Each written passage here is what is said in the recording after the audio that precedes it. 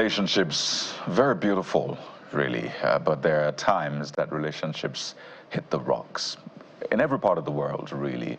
But it looks like relationships, particularly African relationships, get even more challenged when they change locations, when they move to other parts of the world, either Europe, America, or what have you. So what exactly is responsible for all of that? Our goal on the show this morning is to also speak about those things that affect people's emotions, productivity, that affect homes, because ultimately that is what we see affecting the nation at large. So we're joined on the program this morning by the President, Edo Diaspora UK, who's also a legal practitioner, High Chief Musa Amedu. Good morning and welcome to the Morning Brief. Good morning. Thank you for welcoming me, and I'm happy to be here. Your program very interesting. I'll say thank you again. Interesting topic. Well, let's get right into it. I know you must have handled lots of divorce cases, and some say when they're in Nigeria, the relationships are all rosy, but when they change time zones, when the temperature is much lower, things begin to happen. That's when the woman realizes some things and the man realizes some things, and then the relationships begin to get issues. We've seen multiple videos online showing these things, and we wanted to just shine a spotlight on this issue this morning and ask you, what is really responsible for Nigerian or African relationships hitting the rocks when they get out there? I will say two things. First and foremost, the societal expectation of Nigerians when it comes to marital relationship is totally different from their newfound land or newfound space of European expectation. And what tends to happen is that upbringing has a role to play, an expectation in such a way that when you find yourself in Europe, there is a way you are wired to sort of not conform into that community or society, but the level of assimilation is such that the woman is empowered more than the man would imagine. And the cultural upbringing of African men has a very big minuses for them because they are not exposed to that sort of equality or that sort of marital partnership you really need. I think what is happening is a case of misplaced expectation, meaning that when you find yourself in Europe, the relationship is not the same as when you are in Africa. In Africa, there are tripod situations where the family, the community, the society plays a role, but it's in favor of the men, not the women. But in Europe, it plays a role in favor of the women, not the men. And when you bring that into play, it becomes a case of partnership. That partnership will always be missing because you have too much interference into marital relationship among the African community. Now, till date, you will see that it gets to that point where they fight inwardly, outwardly, they arrest themselves, call the police, kill one another. For me, I just think first it's not necessary that the man should aggregate the situation to know that you are now in a different society where man and woman almost plays equal role. Even in most cases, the women earns higher than the men, and that is another source of a very big conflict. But my position on that is you learn to tolerate one another. When you learn to tolerate one another, it becomes a lot easier a problem to resolve as to those minuses that trigger rift and conflict in the marital relationship. Well, Mr. Medu, for me, Kayode did a very good setting out by saying that things were rosy when they were back in Nigeria for most of these, marital, breakups that we see before they migrated. So my question would be, aren't they the same people? It was just, a challenge that has brought out what was really inside whichever partner was responsible for the breakup. much. Now, that's why I refer you back to my tripod position. First, in Africa, the family plays a role of helping to bring up the children. The extended members also play the role of trying to do house chores. The man doesn't do house chores in Africa. I'm not saying that they are excluded from it, but that is the setting. And at the same time, the career of the woman is not spelled out. It's not encouraged. It's not empowered by the man in any way. Whereas when they get to Europe, three things start happening. Now, the woman, she wants to develop herself. And I think that is very right, and that's how it should be. Then move on from there. The issue of childbearing, looking after the children, child minding. Who is responsible? Who is paying the bill? So you get to a point where when they get to Europe, the issue of my money is my money, your money is our money plays up. Then you move on from there. Then the emotional support. Who is bringing it? Who is gaslighting who? Who is actually in favor of that love? So you see that the definition of love takes a different dimension, because while one is working, the other one is thinking something totally different. But why is it that when it gets to Europe, things change? Things change because you now find the true person who is actually in love and who is not in love. So you might have a situation where that issue of, it was good in Africa because most families, they play a supporting role which you will not find in Europe. So that, for me, is an issue. So is the African definition of true love counterfeit? I think it would be disingenuous of me to talk like that, because I'm domesticated, and that is a big minus. It's a learning curve for most African men that the man plays a role. Now, is it domesticated? Is it fake? I don't think so. I think it's just ignorance on the part of the man not to accept the reality on ground. The reality on ground is that in Europe, the man and the woman join hands together to form a family unit that benefits both parties. Now, if that happens and one is suffering in the area of maybe malice, silence, uncooperativeness, then family interference, those family interference will play a role. But back in Europe, yes, it's going to be a big problem if both are not cooperating, and it's going to be a partnership. Without partnership, it's not going to work. So, sir, let's talk about the shocks. Two questions, if you will. Let's take the first one. From your experience and your conversations with people, who gets the bigger shock? Is it the man or the woman? What I mean by that is the man who perhaps the argument about not being domesticated gets shocked that, oh, there are higher expectations. Or the woman now seeing that, oh, I have a lot of leverage here to be able to cover a certain mileage in terms of my capacity and power and liberty, if you will. So who gets the bigger shock here? And that's on one hand. Second, let's begin to advise on how to adapt to these shocks. First, I think it's the man that gets the shock that the woman in question is no longer at that downstairs level where he is now being looked upon or be fitted to say you are the man. In Europe, it doesn't matter whether you are the man or you are the woman. Those rules are reversal.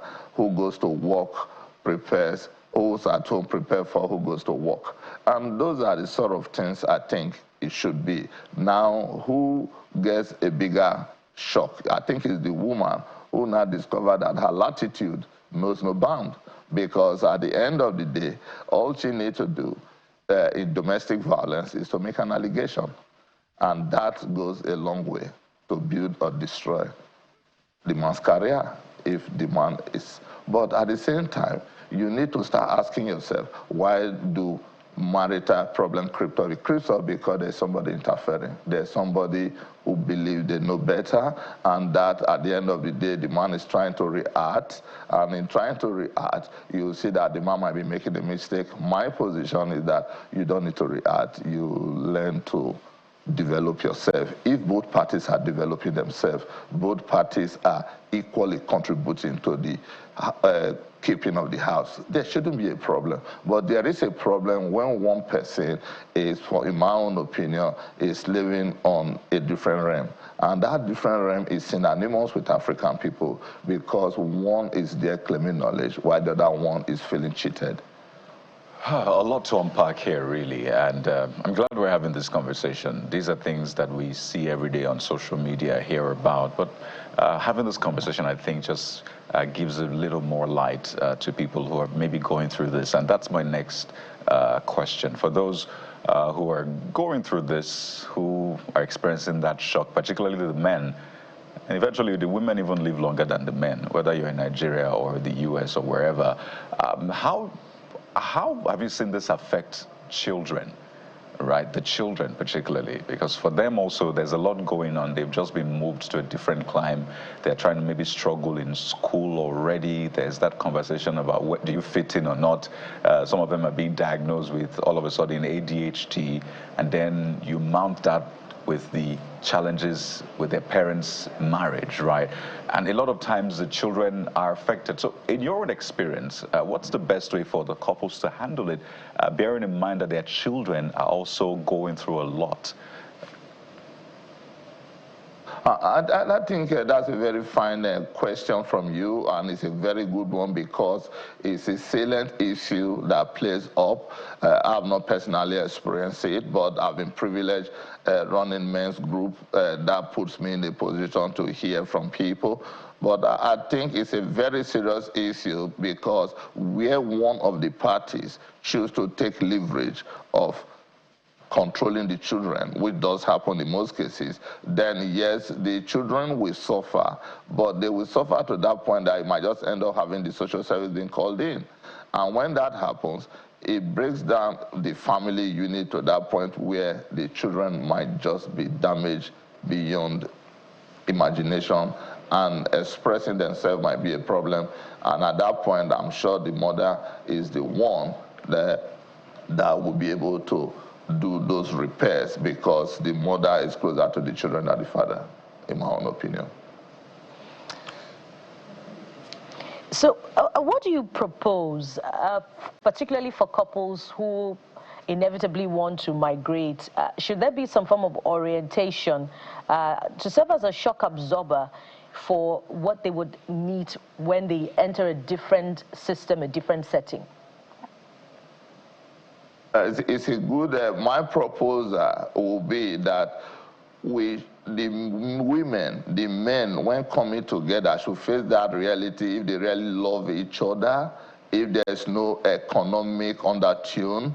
You want to go to overseas, therefore you are being nice. Upon getting to Europe, now you want to break away, and now the man will say, no, that's not going to happen, and from there he's feeling bitter. He will always feel bitter because the issue of gaslighting, meaning the woman won't now have a better support system. The women always have better support system. Now, orientation will not work because the family of the man or the woman will always creep in. My position would be to have been nice to have marriage between two people excluding others, but I doubt if that is going to happen. It would have been so wonderful to assimilate to the new culture, but that is difficult to happen because they are already adults, they have a mindset, they have taken a position. Most of their position is defensive. They are protecting what they think they are going to get, and they don't care. It becomes shameless a situation. My advice is that men should develop themselves, face the reality that it might work, it might not work, and it's not a case where you need to fight one another for the benefit of nobody. And in doing that, it's nice to interact with fellow men to find out, like in Edo Diaspora UK, what I do cooking for men, I do different things for men. Let's come together, let's do things so that the man is not getting used to.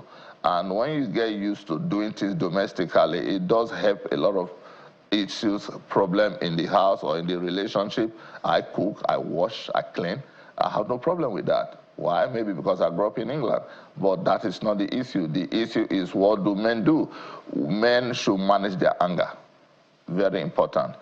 Don't think of what others are saying or the public is saying. For you to achieve peace, you need to have that situation where you are honestly being a partner playing a good role. Playing a good role is just treat her the way you want her to treat you. When two people comes together and say, listen, we are one, it really works, but that is only so when the two people are not in a defensive position.